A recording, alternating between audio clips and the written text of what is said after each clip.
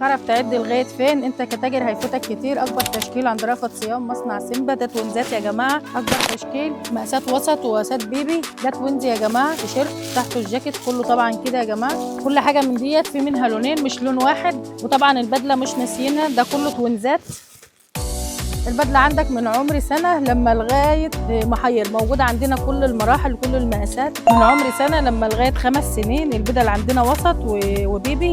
تيشيرت قطن يا جماعه نص كم، وفوق الشميز بتاعه ده لطيفه مضلع، وفوق الجاكيت والبنطلون. عامل بنطلون اميري برده. الحاجات الستايلات الجديده في موديلات، في منها يا جماعه لونين وفي موديل لون واحد، يعني مش كله في لونين.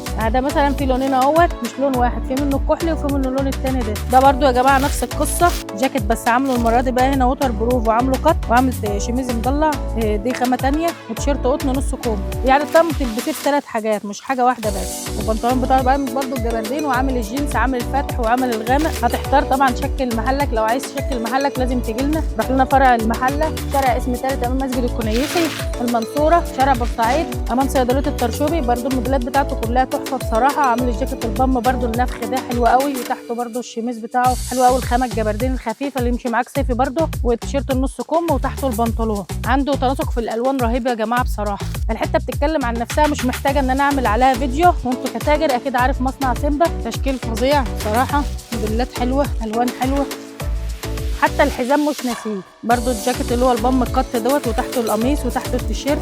تلبسيه بالجاكيت تلبسيه بالقميص تلبسيه زي ما انت عايزه، هتشكلي معانا. كله موديلاته طبعا متاحه في جميع فروعنا. شارع بورسعيد امام صيدليه الطرشوبي، المحله الكبرى، شارع اسم 3 امام مسجد الكنيسي، المنصوره، سوق التجار، شركه رأفت صيام. اكبر تشكيل عند رأفت صيام. عد لغايه فين.